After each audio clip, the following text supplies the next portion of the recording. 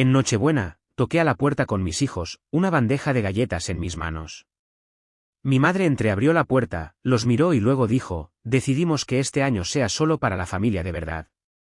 Mis hijos se pusieron pálidos. Yo solo sonreí y dije, vámonos a un lugar donde nos quieran. Mientras nos alejábamos, llamé al banco y cancelé mi aval para el coche de mi hermano. Una hora después, me envió un mensaje de texto, ¿por qué lo están embargando? Y luego recibí una llamada de... Lo que más me enfadó no fue lo que me dijo a mí, fue lo que dijo sobre mis hijos. Mis hijos, Jaque y Laia, no eligieron a su madre. No pidieron crecer en un hogar roto. Pero desde que mi esposa nos abandonó hace 2 años, mi familia comenzó a tratarlos como si tuvieran algún tipo de mancha, como si fueran un recordatorio de fracaso, como si fueran menos. Al principio, fue sutil. Mi madre no preguntaba por ellos cuando llamaba. Mi padre hacía comentarios casuales sobre el tipo de mujer con la que me casé. Darren, mi hermano, comenzó a llamarlos esos pobres niños con una voz que apenas ocultaba el sarcasmo. Y su novia, Cassie, que se mudó a la casa de mis padres el año pasado como si fuera una especie de realeza, una vez dijo que Laia tenía los ojos de su madre y luego sonrió con sorna como si eso fuera algo sucio. Aún así, creía que la Navidad sería diferente. Creía que la temporada los ablandaría. Creía que cuando mis hijos aparecieran con galletas que habían hecho ellos mismos, cuando estuvieran en la puerta principal con caritas emocionadas, incluso mi madre encontraría en sí misma actuar como un ser humano. Así que hicimos las galletas. Las empaquetamos cuidadosamente en una bandeja y la envolvimos en papel de aluminio con una cinta. Jaque hizo una tarjeta. Laia usó un suéter rojo de reno que era 2 tallas más grande porque solía ser de su madre, y se sentía orgullosa con él. Llegamos justo cuando se ponía el sol. Podía ver luces adentro, la televisión brillando. Oí risas. Por un segundo, pensé que tal vez nos estaban esperando después de todo. Toqué. La puerta se abrió lentamente, como si hubieran echado pajitas para decidir quién tenía que enfrentarnos. Apareció mi madre. Miró la bandeja, luego a mis hijos y luego a mí. Ni siquiera lo fingió. Hemos decidido que este año, estas fiestas, serán solo para la familia de verdad. Me tomó un segundo registrarlo. Los ojos de Jaque se bajaron. Laia me miró confundida. Sentí que algo frío hacía clic en mi pecho. Vámonos a donde nos esperan. Me di la vuelta y ellos me siguieron. Ni una palabra desde la puerta. Nadie nos llamó de vuelta. Darren ni siquiera se levantó del sofá. El viaje en coche fue silencioso. No dije nada hasta que estuve seguro de que no iban a llorar. Les entregué sus tabletas y los dejé jugar mientras conducíamos. Se merecen algo mejor, mucho mejor. En un semáforo en rojo, abrí mi aplicación bancaria. En junio pasado, Darren vino a mí en pánico porque su financiación fue rechazada. Necesitaba un coche o lo perdería todo. Yo avalé, mi crédito, mi garantía. Nunca perdió la oportunidad de recordarme que me lo devolvería en espíritu. Lo cancelé en menos de 1 minuto. Sin previo aviso, sin dudarlo. Llegamos a casa de Marcus justo antes de la cena. El camino de entrada estaba lleno de coches, luces en cada ventana. Ni siquiera toqué. Marcus me vio llegar y salió con 2 tazas de sidra y una sonrisa, como si le hubiéramos alegrado el día. Conozco a Marcus desde 3er grado. Me ha visto en mi peor momento. Llamó 3 veces esta semana tratando de convencerme de que llevara a los niños en lugar de ir a casa de mi madre. Debería haberlo escuchado. Natalie abrazó a los niños. Sus hijas salieron corriendo con regalos. Jaque y Laia se iluminaron como si no hubieran sido rechazados 1 hora antes. Marcus me entregó una bebida y solo dijo, «Estás en casa, hombre». Fue entonces cuando mi teléfono comenzó a vibrar. Primero, el mensaje de texto de Darren, ¿por qué se lo están llevando? Luego la llamada, luego otra, luego una de mi madre. Los ignoré a todos. En cambio, me senté en el sofá con mis hijos y los vi reír por primera vez ese día. Marcus me pasó un plato y realmente probé la comida en lugar de tragarla a la fuerza. Natalie le entregó a Laia un bastón de caramelo y le dijo que pusiera la estrella en el árbol. Había terminado de pedir un lugar en esa mesa, y esto era solo el comienzo. No dormí mucho esa noche, pero no porque estuviera inquieto. Simplemente no estaba acostumbrado al tipo de silencio que no se sentía como si algo estuviera a punto de salir mal. Laia se había quedado dormida sosteniendo un oso de peluche que Natalie le había dado de un contenedor de juguetes que sus hijos habían superado. Jake estaba tendido en el colchón inflable con un calcetín a medio quitar. Cada pocos minutos, se giraba y murmuraba algo, aún sonriendo. Eso es lo que seguía mirando, sus rostros. Se veían a salvo. Esa no es una palabra que haya podido asociar con ellos en mucho tiempo. La habitación de invitados en casa de Marcus olía a ropa recién lavada y canela. Había un pequeño árbol de cerámica en la esquina con luces de colores brillantes. Las pequeñas cosas importaban más de lo que pensaba. Sin drama, sin tensión, nadie caminando sobre cáscaras de huevo porque alguien en la casa estaba de mal humor, solo espacio para existir sin ser juzgado. Mi teléfono había estado vibrando intermitentemente desde el momento en que lo puse en silencio. Primero, solo eran mensajes de texto, luego comenzaron a llegar los mensajes de voz. Ni siquiera me molesté en cargarlo. A las 2 de la mañana, se apagó y lo dejé. Cuando llegó la mañana, Marcus ya había hecho waffles. Natalie había alineado tazas de chocolate caliente. Laia tenía un bigote de malvavisco antes incluso de sentarse. Jake salió corriendo con los hijos de Marcus como si se conocieran desde hace años. No lo había visto reír así desde antes del divorcio. Ese sonido solía resonar en nuestro antiguo apartamento cuando su madre todavía vivía con nosotros. Después de que se fue, se desvaneció en algo más silencioso. Nunca dijo nada, pero lo noté. Natalie le dio a Laia un par de guantes que dijo que eran demasiado pequeños para sus hijas, pero parecían nuevos. Marcus había elegido algunos juegos de mesa que pensó que le gustarían a Jake. Solo estaban dando sin tratar de que se lo agradecieran. Era el tipo de generosidad que había olvidado que existía. Alrededor de las 10, finalmente enchufé mi teléfono. No quería hacerlo, pero algo en mí quería ver el daño. En el momento en que se encendió, los mensajes llegaron en masa, llamadas perdidas, mensajes de voz, mensajes de texto, algunos de mi madre, algunos de Darren, uno de Cassie, lo cual era ridículo. El primer mensaje de voz fue corto, solo mi madre diciendo que necesitábamos hablar. El segundo fue más dramático, como si lo hubiera ensayado. Dijo que lo que pasó la noche anterior fue un malentendido, que lo tomé por el camino equivocado, y que, por supuesto, los niños son parte de la familia, pero las cosas son complicadas. Comenzó a usar ese tono donde todo es culpa de todos menos la suya. En realidad, dijo, tienes que entender, Peter, la gente habla de los niños y de tu situación. Tampoco es fácil para nosotros. Pausé el mensaje ahí. Los niños, como si fueran un problema que explicar. Me salté al último mensaje de voz, de 4 minutos de duración. Estaba llorando a mitad de camino, no por lo que hizo, sino porque yo reaccioné. Dijo que no tenía derecho a involucrar el coche de Darren en esto, que era cruel y vengativo. Luego añadió algo que se me quedó grabado, así no es como la familia trata a la familia. Eso fue el colmo. Dejé el teléfono. 10 minutos después, apareció un mensaje de texto de Darren, eres un cobarde de *******ing, madura. Maneja esto como un hombre. Entonces Cassie intervino con una joya propia, wow, simplemente wow. Espero que tus hijos disfruten viéndote quemar puentes.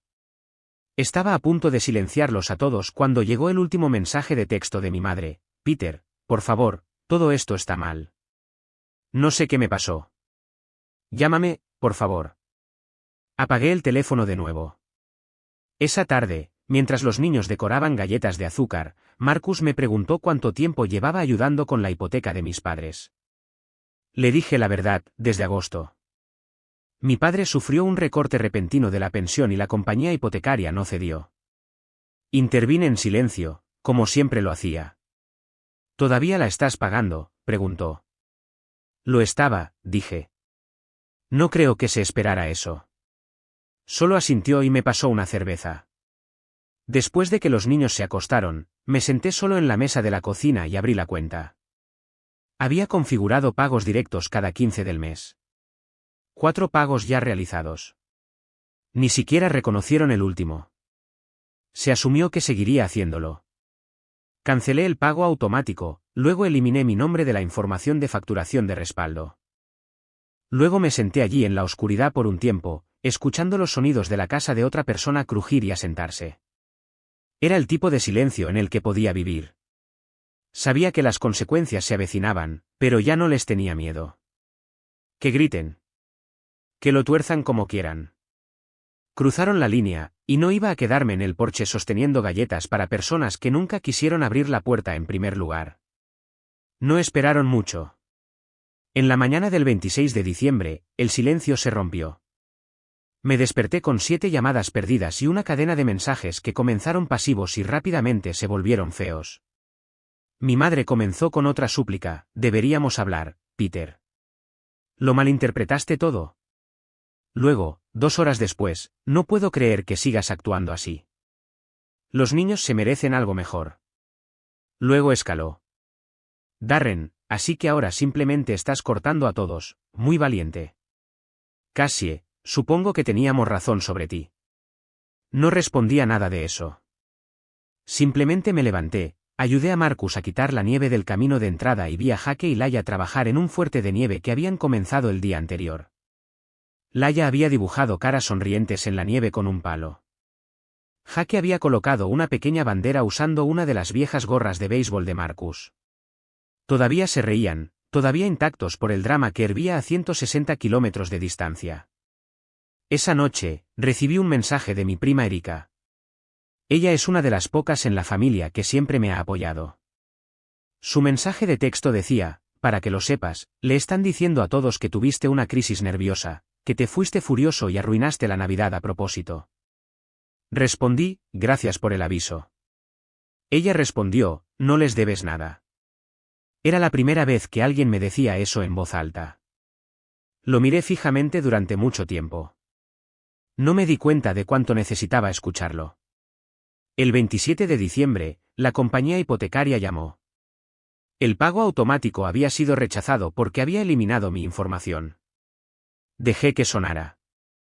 10 minutos después, mi madre volvió a llamar, sin mensaje de voz esta vez, solo una llamada perdida, luego otra, luego un mensaje de texto: acabamos de recibir un aviso, Peter.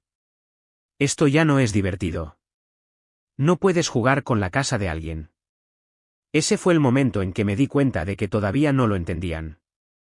Esto no era un juego. No estaba tratando de llamar la atención. Había terminado. Marcus notó que estaba más callado de lo habitual esa tarde. Estábamos viendo una película con los niños y yo no había dicho mucho. Pausó la pantalla y me preguntó si estaba bien.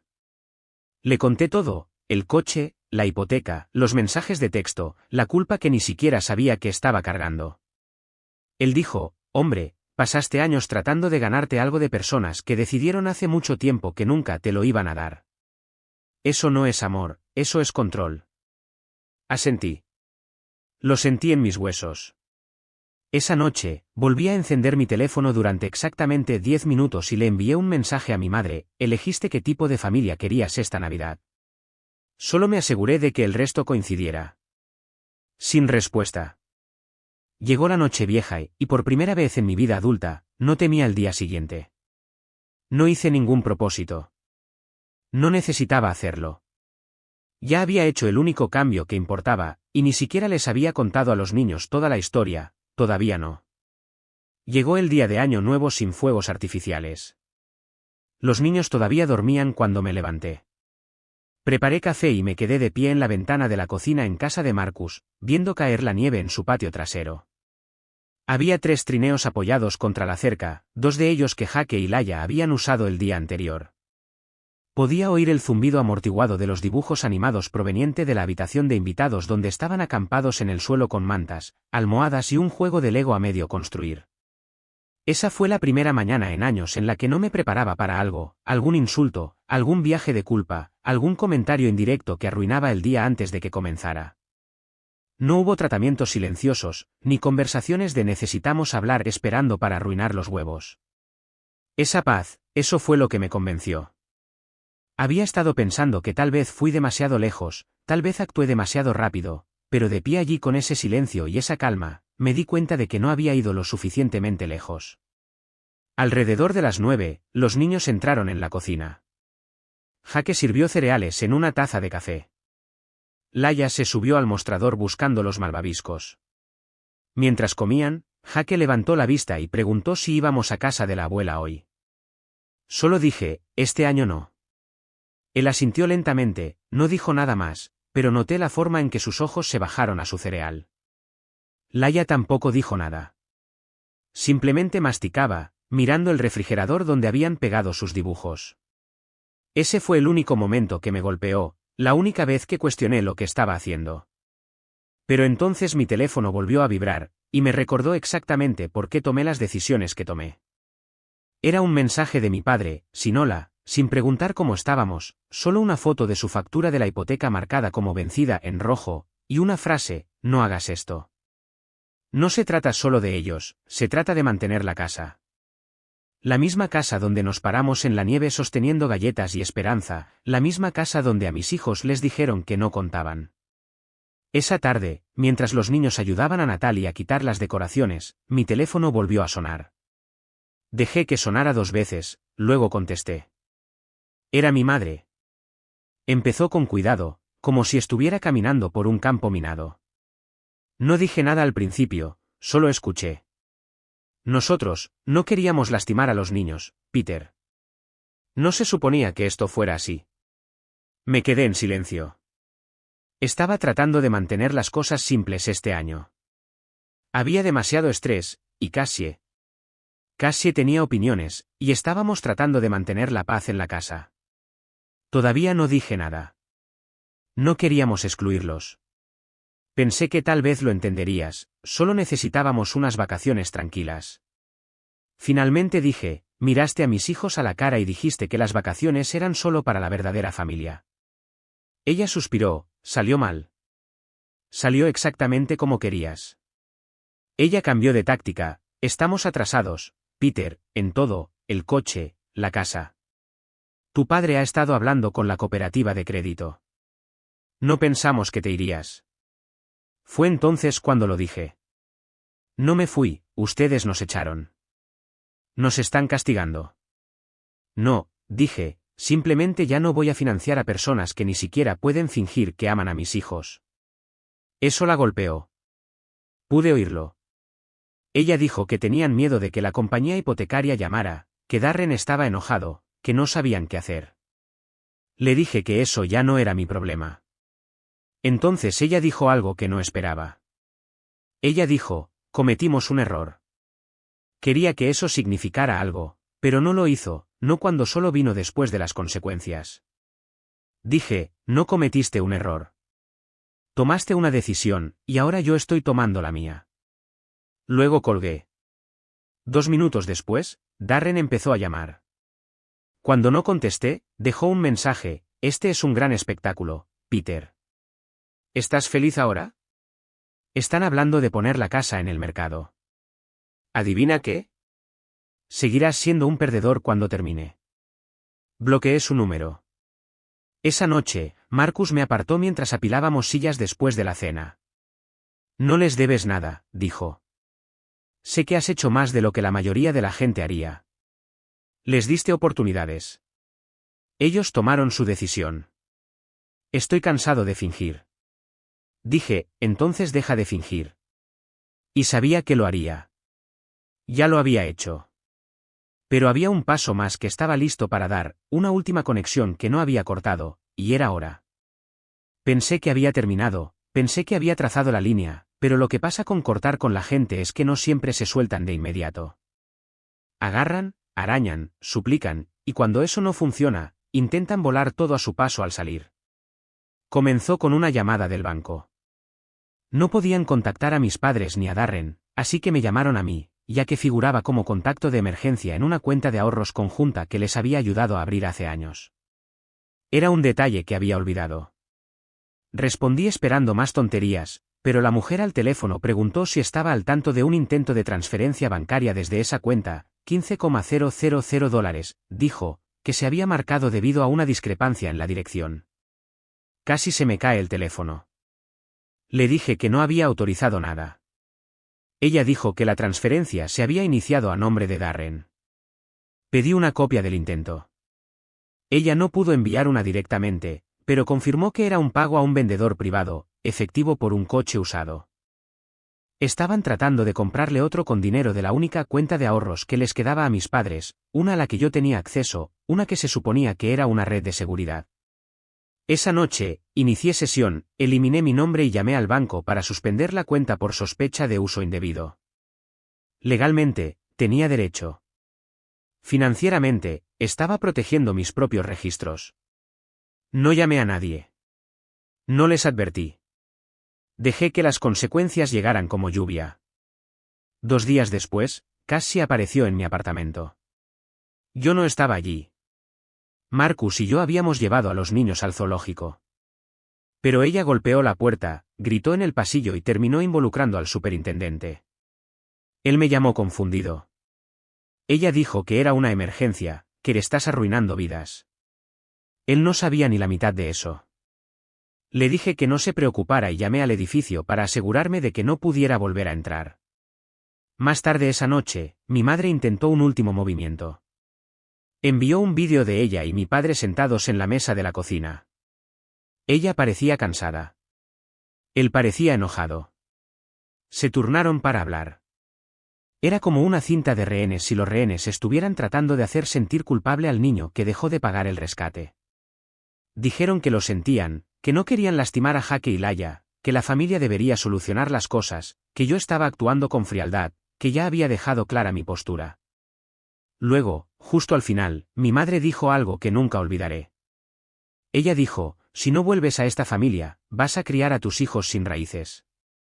Vi el vídeo 3 veces, luego la bloqueé a ella, bloqueé a mi padre, bloqueé a Darren, bloqueé a Cassie, bloqueé a cada primo, cada tía, cada mono volador que pudieran enviarme.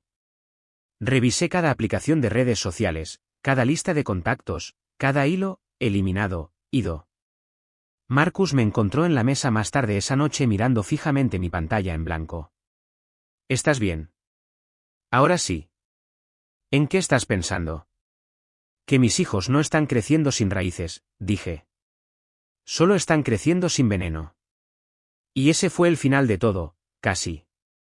2 semanas después de que los bloqueara a todos, el silencio se sentía casi demasiado tranquilo. Seguía esperando que sucediera algo más, una carta, tal vez, alguien llamando a mi puerta, una de esas visitas sorpresa cargadas de culpa por las que eran famosos. Darren apareciendo con alguna disculpa barata. Mi madre recordando de repente que era el cumpleaños de uno de los niños, incluso cuando no lo era. O Cassie tratando de actuar como mediadora con su tono falso y almibarado. Pero no hubo nada. Y entonces, un martes por la tarde a mediados de enero, recibí un correo electrónico de mi madre, solo una frase en el cuerpo: te arrepentirás de esto algún día. Eso fue todo. Sin hola, sin con amor, mamá, solo una advertencia, una promesa, como si se supusiera que debía resonar en mi cabeza durante años y derrumbarme cuando estuviera débil, como una especie de tiro final destinado a derribarme. Lo miré fijamente durante 1 minuto, luego presioné archivar, no eliminar. No quería fingir que nunca sucedió. Simplemente no lo quería cerca de mi presente. Para entonces, los niños habían dejado de preguntar por ellos. Laia comenzó a llamar a Marcus tío Mark sin que nadie la corrigiera. Jake le pidió ayuda a Natalie con un proyecto escolar y la llamó la mamá de mi amigo frente a su maestra. Nos estábamos convirtiendo en algo real, no en un mosaico de promesas rotas y sonrisas educadas, sino en una familia que encajaba, desordenada, honesta, completa a su manera. Una noche, Laia se subió a mi regazo después de la cena y preguntó, ¿seguimos siendo una familia real aunque ya no tengamos abuela ni abuelo? No dudé. Sí, más real que nunca. Ella asintió como si ya lo supiera, como si solo necesitara oírme decirlo. Una semana después, mi prima Erika me envió un mensaje: están vendiendo la casa, escribió. La novia de Darren le está diciendo a todos que los obligaste a hacerlo. No respondí. No quedaba nada que decir. No estaba enojado. No estaba reivindicado. Simplemente había terminado. A principios de febrero, encontré la cuenta de la hipoteca oficialmente cerrada. La casa estaba listada a un precio desesperado, por debajo del mercado, venta rápida, la misma casa que ayudé a mantener unida a través de 4 pagos silenciosos e ingratos, la misma casa que no abrió sus puertas a mis hijos. Eliminé la notificación. Para marzo, me había mudado a un nuevo apartamento, más pequeño pero nuestro, pintura fresca, sofá nuevo. Los niños me ayudaron a elegir los colores. Jake insistió en un azul oscuro para su habitación. Laia quería amarillo. No discutí. Se merecen hacer de este lugar suyo. La mejor parte, estaba a poca distancia del lugar de Marcus. Jake comenzó a ir en bicicleta después de la escuela. Laia ayudó a Natalia a hornear los fines de semana. Construimos algo sin resentimiento, sin miedo. Nadie llevó la cuenta. Nadie nos dijo que no pertenecíamos. Y entonces sucedió algo que no esperaba. En el primer fin de semana cálido de la primavera, llevé a Jake y Laia a la playa. No era clima de verano, pero no les importó. Corrieron descalzos por la arena mojada, con las chaquetas ondeando, riendo como si nunca hubieran sido lastimados. Me senté en un banco con un café, solo mirando. Jake gritó: «Papá, ven a ayudarnos». Así que me quité los zapatos, corrí hacia la arena fría y los ayudé a construir el castillo de arena más feo que he visto en mi vida. Laia clavó una ramita en la parte superior como si fuera una bandera. Jake vertió agua en el foso con un vaso de plástico que habíamos encontrado en el coche. Ese momento lo era todo. Fue entonces cuando finalmente me golpeó. Nada de lo que perdí importaba ya porque lo que tenía ahora no solo era mejor, era verdad. No solo los había cortado. No solo había salido de la habitación y había cerrado la puerta de golpe. Había reescrito la definición de familia. Me entregaron el fósforo. Me dieron la espalda y me alejé, no para lastimarlos, sino para salvar a mis hijos. No me arrepiento, ni por un segundo. Actualización. Había pasado un mes desde que los bloqueé a todos, y la vida se había asentado en algo constante. Jake estaba metido de lleno en el fútbol. Laia había convertido su colección de conchas marinas en un proyecto de arte, y finalmente estábamos cayendo en rutinas que no implicaban mirar por encima del hombro.